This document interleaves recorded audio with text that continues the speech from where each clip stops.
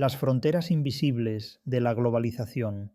La globalización es más que un tema controvertido. Tiene tantos simpatizantes como detractores y unos y otros muy variopintos.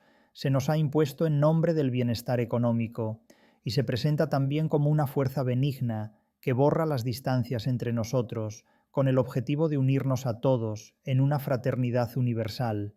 En determinadas zonas del planeta desaparecen los límites territoriales, pero no siempre para alcanzar mayor libertad. Surgen barreras de otra índole, fronteras económicas muy difíciles de atravesar. Son las fronteras invisibles de la globalización. No se ven con los ojos, pero se sienten en el bolsillo. Se ha dicho que la tarjeta de crédito ya sustituye al documento nacional de identidad o al visado internacional. Las viejas diferencias políticas o geográficas se esfuman, pero en su lugar crecen abismos financieros. Con las distancias desaparecen también todas las diferencias, todas excepto una, la económica. En esta nueva cartografía, los sistemas políticos funcionan como engranajes de una maquinaria económica global. Es como si el derecho mercantil estableciera leyes que corresponden al derecho civil. Las normas llegan a tu pueblo procedentes de sedes corporativas que no se sabe en dónde están. No hay fronteras que cruzar, sino lobbies que gestionar. La movilidad, tan celebrada por los promotores de la globalización, no es tanto un derecho para todos cuanto un lujo reservado a quienes pueden pagar un pasaporte dorado. El resultado es un mundo donde el pobre, aunque pueda atravesar continentes, no cruza la verdadera frontera, la que separa a los que deciden de los que obedecen.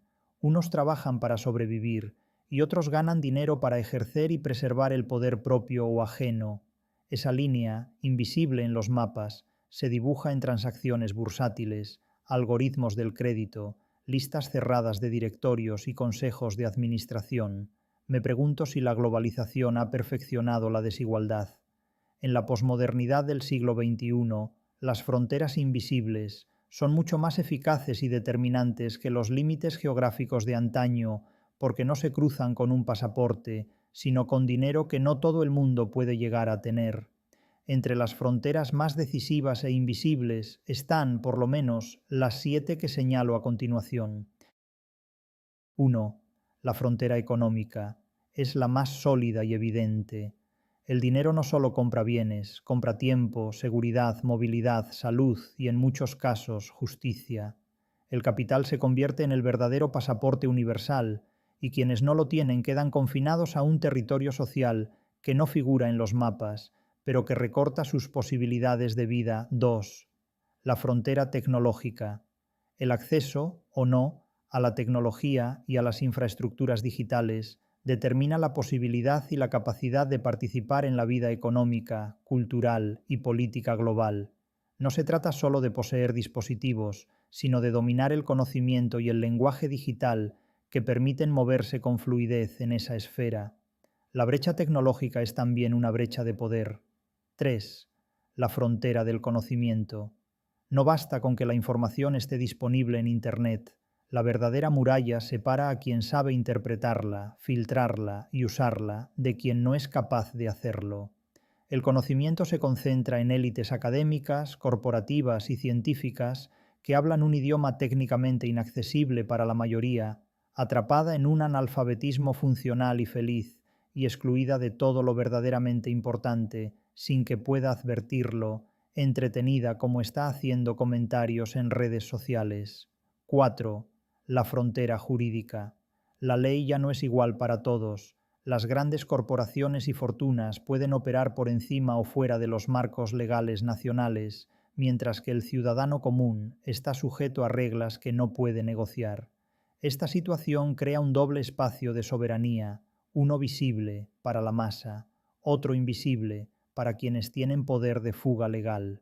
El aforamiento político también desempeña un papel importante en esta muralla jurídica 5, la frontera de la movilidad real. Se nos habla de un mundo sin fronteras laborales, pero la libre movilidad es privilegio de una minoría. La mayoría se mueve solo dentro de un radio limitado, por razones económicas, políticas o burocráticas, y de acceso a la vivienda. Las barreras de visados, costes y permisos invisibilizan un hecho tangible. La movilidad global es un lujo que en realidad muy pocos pueden permitirse. La movilidad laboral de la globalización es una forma encubierta de invisibilizar la emigración nativa. 6. La frontera cultural. Aunque la globalización homogeneiza modas, consumos y lenguajes, mantiene e incluso refuerza jerarquías culturales. Hay lenguas dominantes y lenguas marginadas. Hay culturas que circulan globalmente y otras que se quedan encerradas en la periferia de la atención mediática.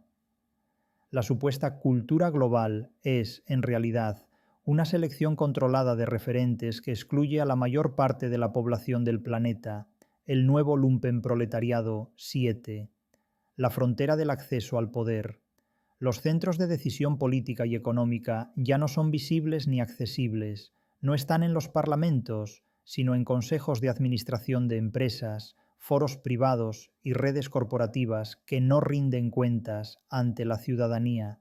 Es una frontera blindada, no se cruza por mérito democrático, sino por cooptación. En definitiva, estas fronteras no están hechas de piedra ni de alambre de espino, pero son muy difíciles de atravesar porque se ocultan de forma intencional. El siglo XXI no las llama fronteras, las disfraza de condiciones de acceso, estándares de calidad o criterios de admisión, pero en realidad son murallas invisibles que clasifican a la humanidad en compartimentos estancos. La globalización, así considerada, es una nueva forma de organización de la libertad planetaria, no por países, sino por grupos económicos sin patria definida. ¿Cuál es la patria del euro?